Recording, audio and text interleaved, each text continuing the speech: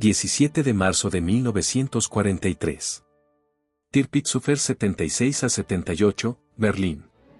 El expediente cayó sobre el escritorio de caoba del almirante Wilhelm Canaris con tanta fuerza que el café saltó de su taza de porcelana y manchó informes que, de haber sido descubiertos por la policía política, habrían significado la horca. Imposible. Los americanos nos están intoxicando con propaganda a través de agentes que han dado la vuelta. Desde las altas ventanas de la sede de la GUER, Canaris podía ver el canal Lamper, el mismo lugar donde 24 años antes habían arrojado el cuerpo de Rosa Luxemburgo.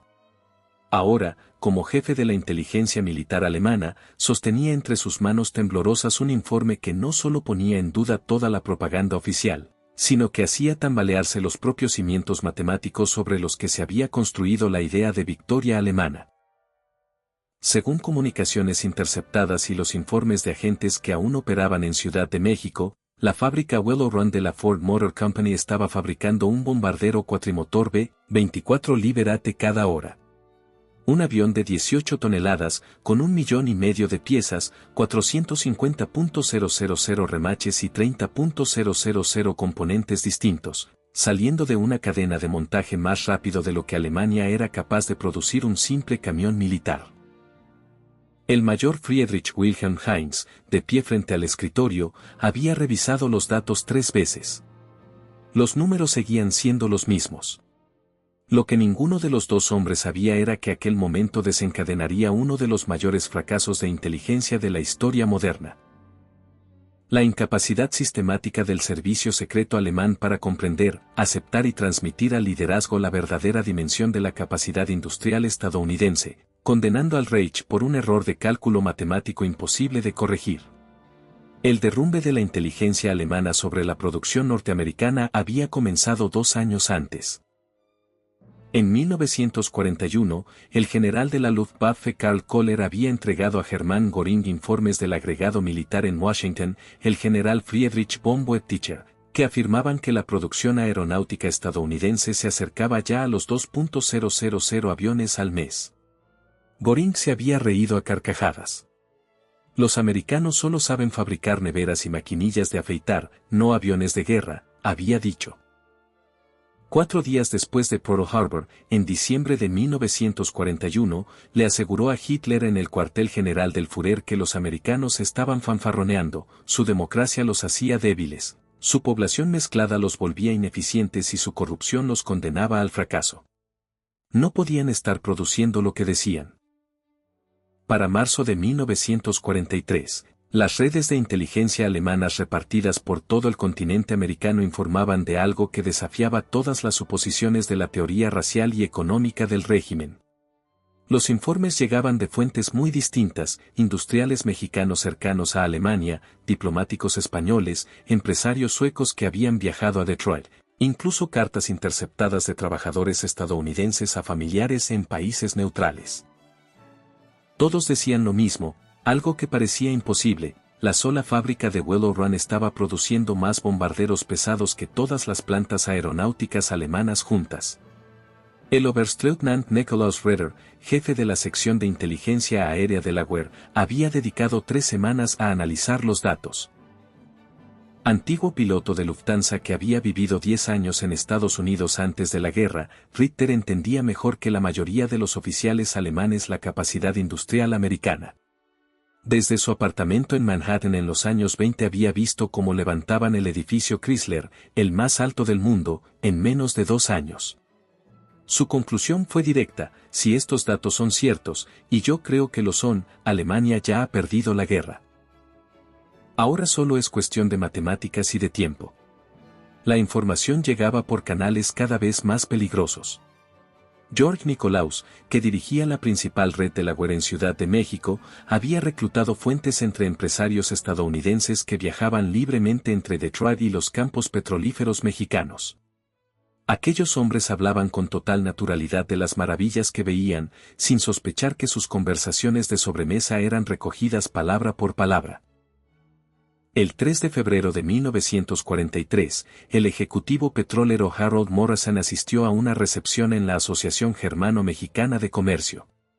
Tras varias copas de tequila, empezó a describir la visita que había hecho a Willow Run, organizada por Ford para impresionar a posibles inversores.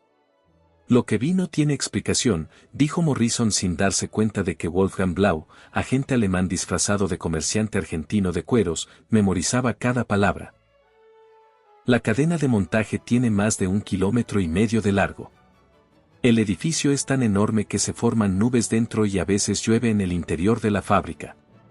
Trabajan 42,000 personas, incluidas miles de mujeres, muchas de ellas negras, construyendo la máquina más compleja jamás creada.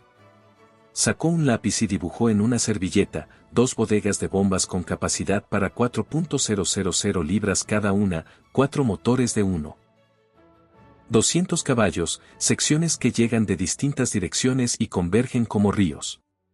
Blau preguntó con fingida curiosidad si tanta complejidad no provocaba averías constantes. Morrison se rió, eso pensaban en Consolidated Aircraft, que se burlaban de Ford diciendo que no se podían fabricar aviones como coches. Pero Ford descompuso el bombardero en 60,000 operaciones distintas. Cada trabajador repite siempre la misma tarea. Una mujer que ayer preparaba el desayuno a sus hijos hoy instala tuberías hidráulicas en la cola. Las entrenan en días, no en meses. Quizá la información más detallada llegó a través de la España de Franco. El coronel José Hungría, agregado militar español en Washington, mantenía excelentes relaciones con los fabricantes aeronáuticos estadounidenses mientras pasaba información a Berlín a cambio de envíos de wolframio esenciales para la industria española. En marzo de 1943 asistió a una recepción en la embajada argentina donde coincidió con Charles Sorensen, el jefe de producción de Ford y cerebro de Willow Run. Sorensen, creyendo que hablaba con un representante de un país neutral que podría comprar aviones después de la guerra, habló con total libertad. Cuando visité la planta de Consolidated en San Diego en 1940, fabricaban los B-24 al aire libre, cada uno distinto del anterior, tardando 180,000 horas hombre por avión. Yo sabía que podíamos hacerlo mejor. Pasé una noche entera en el hotel dibujando todo el flujo de producción. Construiríamos bombarderos como coches, el avión se mueve y los trabajadores permanecen quietos. Cada uno repite su tarea hasta la perfección. Tenemos una escuela de aprendices que forma 8,000 trabajadores por semana. El 40% son mujeres, tienen manos más pequeñas y más paciencia para tareas repetitivas. Tenemos trabajadores negros manejando maquinaria compleja, chicos de 16 años organizando la logística. La democracia consiste en aprovechar todos los recursos humanos disponibles. Por canales suecos, argentinos, japoneses y turcos llegaron informes coincidentes. El ingeniero sueco Erik Lundberg visitó la planta en marzo de 1943 y escribió, funciona con una eficiencia que desafía la comprensión europea. Usan 600 máquinas herramienta especializadas, muchas diseñadas para una sola operación.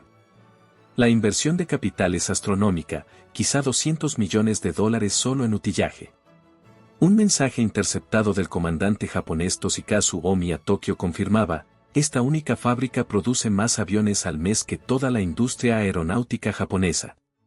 Para abril de 1943, la inteligencia alemana había reunido datos de 17 fuentes independientes que confirmaban la cifra. Willow Run llegaba a 650 B-24 al mes, y la producción total estadounidense de este modelo superaba los 1,400 mensuales. Desesperado por obtener pruebas irrefutables, Canaris autorizó Operation Pastorius, infiltración de saboteadores en territorio estadounidense. George John Dash, que había vivido 20 años en Estados Unidos antes de volver a Alemania en 1939, recibió órdenes secretas de Canaris, antes de cualquier sabotaje, debía confirmar la producción aeronáutica. La madrugada del 13 de junio de 1942, su equipo desembarcó en Long Island desde el submarino U-202. Apenas unos días después, atormentado por lo que sabía, Dash se entregó al FBI.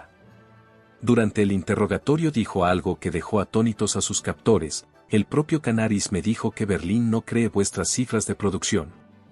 Creen que Willow Run es propaganda. Quería fotografías, nóminas, registros de envíos, pruebas que obligaran a Göring a aceptar la realidad. El agente de la FBI preguntó incrédulo, ¿no creen que fabricáis un bombardero cada hora? Dutch soltó una risa amarga, yo viví aquí. Vi vuestras fábricas de automóviles. Intenté decirles que si Ford fabricaba un coche cada minuto antes de la guerra, ahora podía fabricar un bombardero cada hora. Me acusaron de derrotista.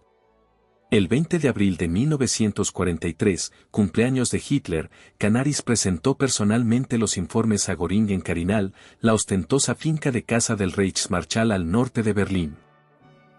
La reunión quedó grabada en la memoria de los oficiales de inteligencia por el rechazo absoluto de Göring a la realidad.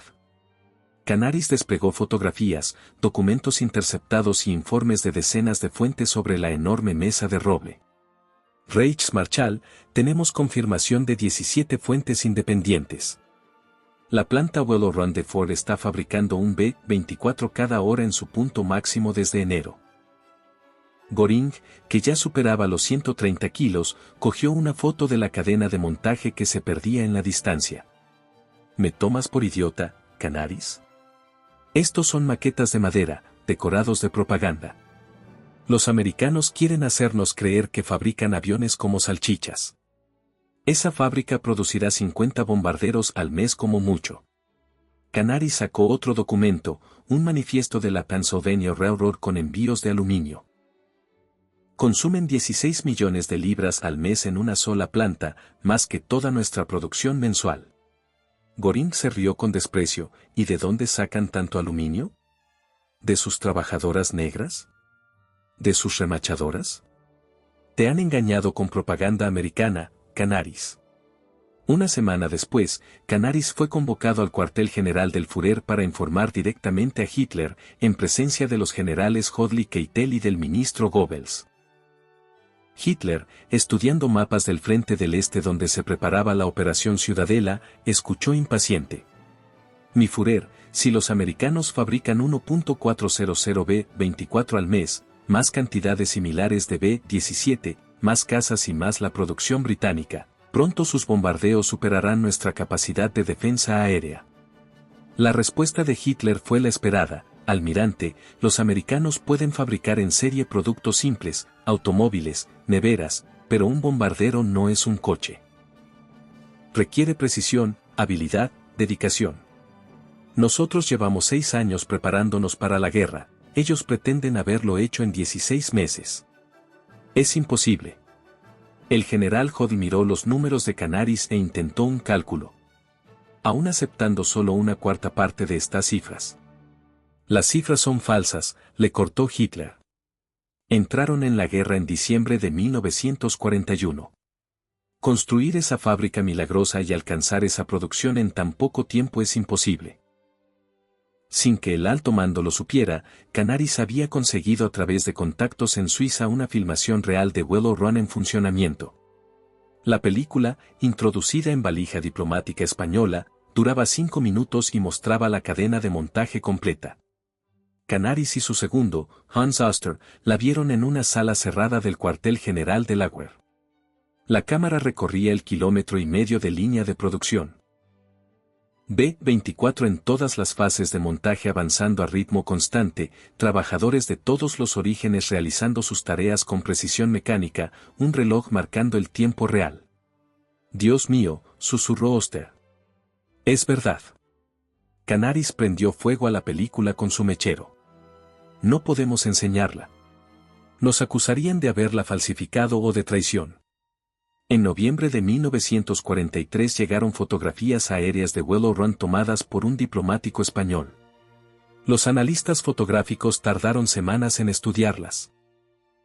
Aparcamientos con 12.000 coches indicaban 3 turnos, 47 aviones terminados listos para entrega, la cadena de montaje visible a través de los tragaluces, vagones de mercancías cargando materiales. La conclusión fue clara, la evidencia fotográfica confirma la inteligencia humana. La tasa de producción parece correcta. Recomendamos reevaluación estratégica inmediata. Göring las descartó como manipulaciones fotográficas con maquetas a escala. Albert Speer, ministro de Armamento y el único líder con verdadero conocimiento industrial, consiguió por su cuenta los informes. En su diario, el 15 de mayo de 1943 escribió: si las cifras de Willow Run son aunque sea la mitad de ciertas, no enfrentamos una derrota, enfrentamos la aniquilación. Producen más aviones en un mes que nosotros en un año. Pero no puedo decir esta verdad, sería mi sentencia de muerte. Para diciembre de 1943, Canaris recibió las previsiones estadounidenses para 1944.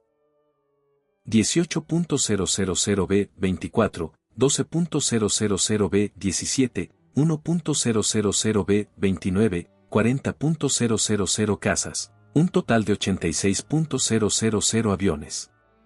La reacción de Hitler: los americanos dicen que van a fabricar más aviones en un año que todos los países juntos en toda la historia.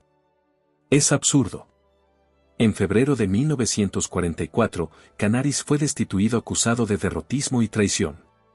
Su sucesor, Walter Schellenberg, era un fiel del régimen que jamás se atrevería a contradecir al Führer o a Göring.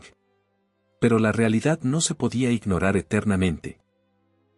El 20 de febrero de 1944, durante la Big Week, la octava Fuerza Aérea estadounidense lanzó la Operación Argument, más de 1.000 bombarderos pesados contra fábricas alemanas. En 6 días dejaron caer más toneladas de bombas que toda la Luftwaffe durante el Blitz sobre Londres. El piloto de caza Adolf Galland informó a Göring: he contado más de 800 bombarderos en una sola formación. Estos aviones son reales y sus bombas también. El 6 de junio de 1944, más de 11.000 aviones aliados aparecieron sobre Normandía. La Luftwaffe apenas pudo enviar 300 cazas. El mariscal de campo Hugo Speer le envió un desesperado mensaje a Berlín: la superioridad aérea enemiga es absoluta. Nuestra inteligencia tenía razón. No nos engañaron los americanos, nos engañamos nosotros mismos. En abril de 1944, Willow Run alcanzó su récord: en 468 horas de trabajo, 2 turnos de 9 horas, 6 días a la semana, fabricaron 453 aviones, uno cada 63 minutos. Empleaba a 42.331 personas, 11.000 mujeres, 26%, 3.800 afroamericanos, 9%, 1.200 discapacitados, 3%. Aquella composición de la plantilla habría destrozado por completo la ideología racial del régimen. Las razas inferiores y el sexo débil estaban superando a la supuesta raza superior por órdenes de magnitud. Tras la guerra, los oficiales de inteligencia supervivientes revelaron toda la dimensión del desastre. Walter Schellenberg declaró en Nuremberg: sabíamos la verdad sobre la producción estadounidense desde principios de 1943. Todos los profesionales de inteligencia sabíamos que los datos eran ciertos. Pero decirlo significaba arriesgarse a ser ejecutado por derrotismo. Hans Bernd Yazidias escribió en sus memorias: la tragedia no fue que nos faltara información sobre la producción americana, nos ahogábamos en ella. La tragedia fue que nuestros líderes se negaron a creerla porque contradecía su ideología racial. Los oficiales que intentaron decir la verdad pagaron caro. Wilhelm Canaris, ejecutado el 9 de abril de 1945 en Flossenburg; Hans Oster, ejecutado el mismo día; Alexis von Roene, ejecutado en octubre de 1944, Hans Bernd Gisevius logró huir a Suiza. El estudio de bombardeo estratégico de Estados Unidos confirmó después de la guerra lo que la inteligencia alemana había advertido: Willow Run fabricó 8.685B-24 entre 1942 y 1945, con un pico de 650 al mes. El coste por avión bajó de $238.000 a $137.000. Albert Speer, interrogado tras la guerra, respondió a la pregunta de por qué no creyeron los informes: aceptar que Ford fabricara un bombardero cada hora era aceptar que todo nuestro mundo estaba equivocado. Que la democracia no era débil, sino fuerte. Que la mezcla racial no generaba debilidad, sino fuerza. Que las mujeres podían hacer el trabajo de los hombres. Habría significado reconocer que habíamos empezado una guerra que nunca podríamos ganar. ¿Quién iba a decirle eso a Hitler? Roswell Monroe, la verdadera Rose y la remachadora, manejaba una pistola remachadora en la línea de B-24. Ella y miles de mujeres como ella nunca habían trabajado en una fábrica antes de Pearl Harbor. En una entrevista de 1984 dijo, sabíamos que estábamos construyendo algo importante. Cada remache que poníamos ayudaba a terminar la guerra. A veces hacíamos turnos dobles y dormíamos en el aparcamiento entre uno y otro. Teníamos hermanos, maridos, novios volando esos aviones. El fracaso a la hora de creer la inteligencia sobre Willow Run tuvo consecuencias devastadoras. Alemania siguió fabricando bombarderos cuando necesitaba cazas, malgastó recursos en armas milagrosas en vez de defensas prácticas, planificó operaciones pensando en cientos de bombarderos enemigos en lugar de miles y retrasó cualquier intento serio de paz por no aceptar la derrota segura. La fábrica Willow Run costó $200 millones. Toda la industria aeronáutica alemana entre 1933 y 1945 recibió una inversión equivalente a 400 millones. Su superficie era de 325.000 metros cuadrados. Todas las fábricas alemanas juntas sumaban 743.000. Consumía 2,5 millones de kilovatios al mes. Los americanos habían construido una sola planta que gastaba más recursos que ciudades alemanas enteras.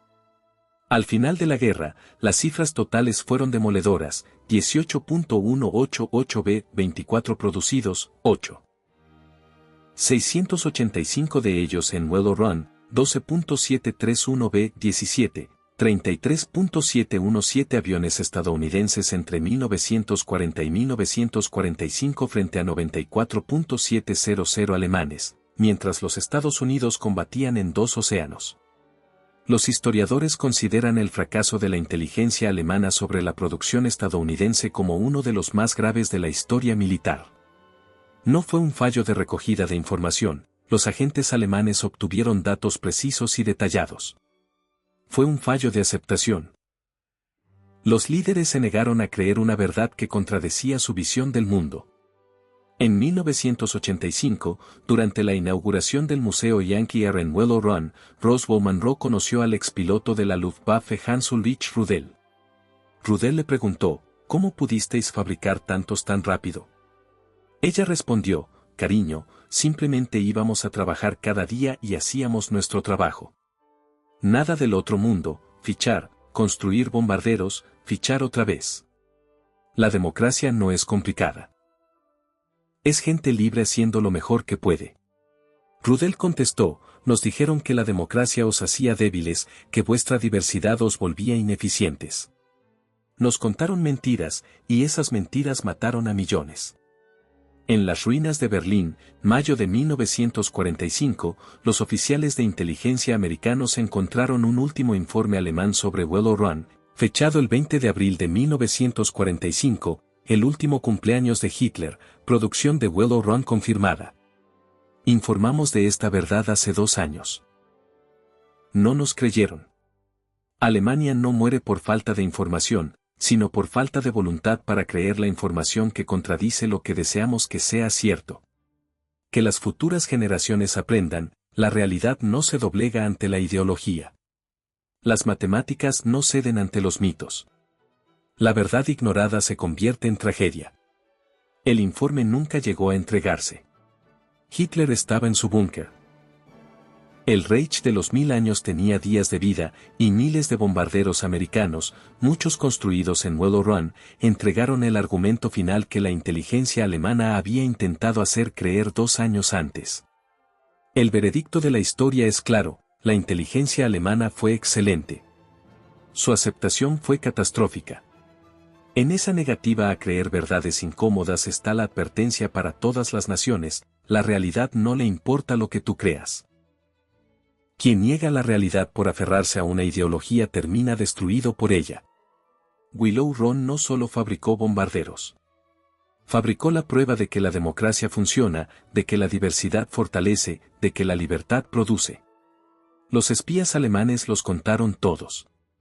Los líderes alemanes no creyeron ninguno. Y esa incredulidad mató al Reich tan seguro como cualquier bomba.